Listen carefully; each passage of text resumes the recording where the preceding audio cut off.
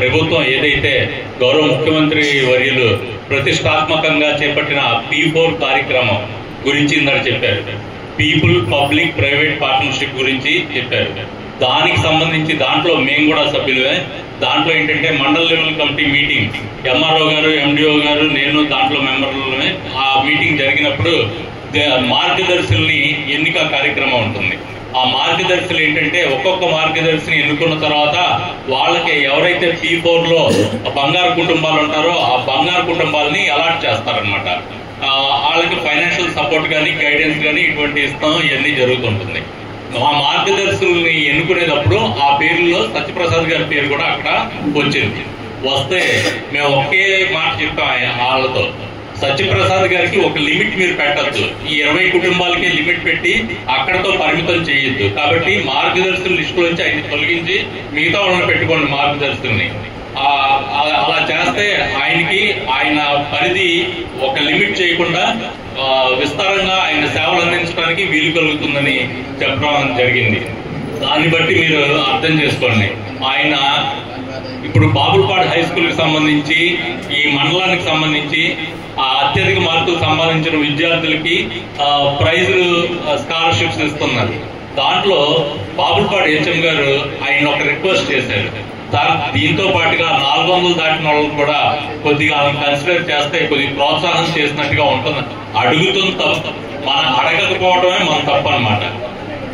Sir దగ్గరికి సత్యప్రసాద్ గారి దగ్గరికి వచ్చి మనం అడగకపోవడమే తప్పు. ఎవరైనా నీడ్ ఉండి ఆ విద్యకు సంబంధించి ఏదైనా సరే అవసరం కానీ గైడ్లైన్స్ కానీ ఉండి వచ్చినట్లయితే నేను ఈ వచ్చిన 3 సంవత్సరాల్లో అబ్జర్వ్ చేసింది కాదు అనే ఆన్సర్ అక్కడి నుంచి రాదు.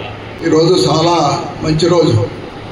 ఎందుకంటే ఇంతమందికి స్కాలర్షిప్స్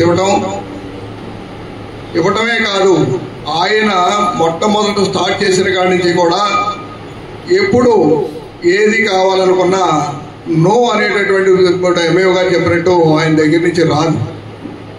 విద్యా విషయంగా ఆయన స్టూడెంట్గా ఉండగా ఆ తర్వాత వ్యాపారవేత్తగా జరిగినప్పుడు కూడా వయోజన విద్య అందరూ చదువుకుంటే పల్లెటూళ్ళల్లో కొంతమంది పెద్దవాళ్ళు చదువుకోని వాళ్ళు ఉన్నారు. మరి సంతకం లేకపోతే బ్యాంక్కి వెళ్తే ఇబ్బంది. వాళ్ళందరికీ కూడా ఆ రోజుల్లోనే ఆయన చిన్నతనంలోనే మరి వీళ్ళందరికీ కూడా విద్య నేర్పాలి అని చెప్పేసి అని పలకా బలపాలు సైకిల్ మీద ఆ రోజున వాహనాలు లేవు. వాళ్ళంటే వాహనాలు ఉన్నాయి, కార్లు ఉన్నాయి, బళ్ళు ఉన్నాయి, ఎక్కడికైనా 5 నిమిషాలు వెళ్ళిపోగలం. కానీ ఆ రోజుల్లో సైకిల్ మీద సుదీర్ఘంగా ప్రయాణం చేస్తూ ఆ పల్లెల్లో ఉన్నటువంటి వయోజనులకి విద్య నేర్పాలి, వాళ్ళు కూడా విద్య అంటే దాని మీద ఏంటో మమకారం చేయాలి అనే ఉద్దేశంతో బాగా కష్టపడినటువంటి వ్యక్తి సిట్టిబాబు గారు. మోటో ఒకటి, ప్రభుత్వ విద్య కొనారెళ్తుంది, ప్రభుత్వ పాఠశాలని ప్రోత్సహించాలి, ప్రభుత్వ పాఠశాలలో చదివేటటువంటి విద్యార్థులకి మనం ప్రోత్సాహం ఇవ్వాలి. అట్లా కనుక ఇచ్చినట్టయితే పేద పిల్లలు చదువుకునేటటువంటి వాళ్ళకి మనం సహాయం చేసిన వాళ్ళం అవుతాం అనేటటువంటి ఆలోచన. నేను 2023లో కార్మోల్ పాఠశాలకి వచ్చాను ట్రాన్స్ఫర్ మీద. అప్పటి నుంచి నాకు సార్తో పరిచయం ఉంది. మా పాఠశాలలో ఏ కార్యక్రమం జరిగినా కూడా సార్ తప్పనిసరిగా పార్టిసిపేట్ చేస్తారు. అలాగే మా పాఠశాలలో పిల్లలకు విద్యార్థులకి డ్రింకింగ్ వాటర్ సంబంధించి మినరల్ వాటర్ ప్లాంట్ని కూడా ఏర్పాటు చేయడం జరిగింది. ఈ రోజు మరి మా పాఠశాల నుంచి కూడా ఒక పాప Medipoyina Rameshri 10th class second, మా స్కూల్లో టాపరు 579, మండలంలో సెకండ్ వచ్చింది. తనకు కూడా ఈ ప్రోత్సాహకం సార్ ఇవ్వటం మాకు చాలా ఆనందంగా ఉంది. ఈ ఇన్స్పిరేషన్ మిగతా విద్యార్థులకు కూడా ఉపయోగపడి వాళ్ళందరూ కూడా మంచి ఉన్నత స్థితికి వస్తారు. మరి సార్ ఇచ్చినటువంటి స్లోగన్ కూడా ఈ ట్రస్ట్ కి సంబంధించి చదివించు, చదువుకి సహకరించు, చక్కటి సందేశం. మరి ప్రతి ఒక్కరికి విద్య అనేది అభివృద్ధికి మూలం కాబట్టి అంత మహత్తరమైనటువంటి విద్యను కొనసాగించడానికి విద్యార్థులకు సారిచ్చేటటువంటి ప్రోత్సాహం చాలా ఉపయోగపడుతోంది. ఇదే కార్యక్రమాలు ఇలాగే కొనసాగిస్తూ మా విద్యార్థులకి ఇన్స్పిరేషన్ కలిగించాలని, అలాగైతే ఇప్పుడు ఎవరైతే విద్యార్థులు ప్రోత్సాహకాలు తీసుకున్నారో మీరందరూ కూడా మంచిగా అభివృద్ధి చెంది ఇంకా ఇలాంటి సహాయ సహకారాలు మీ వెనకాల ఉన్నటువంటి తరాలకి అందిస్తారని, మరి ఈ విధంగా విద్యార్థులు భవిష్యత్తులో మంచి విజయాన్ని పొందాలి, మంచి భవిష్యత్తును పొందాలి అనేటువంటి ఆశయంతో మరి సార్ సత్యప్రసాద్ గారు చేస్తున్నటువంటి ఈ యొక్క ప్రోత్సాహం ఎంతైనా మరి శ్లాఘనీయం. ఈ విధంగా విద్యార్థులను ప్రోత్సహించడం వలన మరి వాళ్ళల్లో ఒక చైతన్యం వస్తుంది. తర్వాత కూడా మేము మంచి బహుమతులు పొందాలి అనేటువంటి ఆశతోటి వాళ్ళు చక్కగా కృషి చేసి ఇంకా పై చదువులు చదవడానికి వాళ్ళల్లో ఒక బాధ్యత, శ్రద్ధ పెంచుకుంటారు.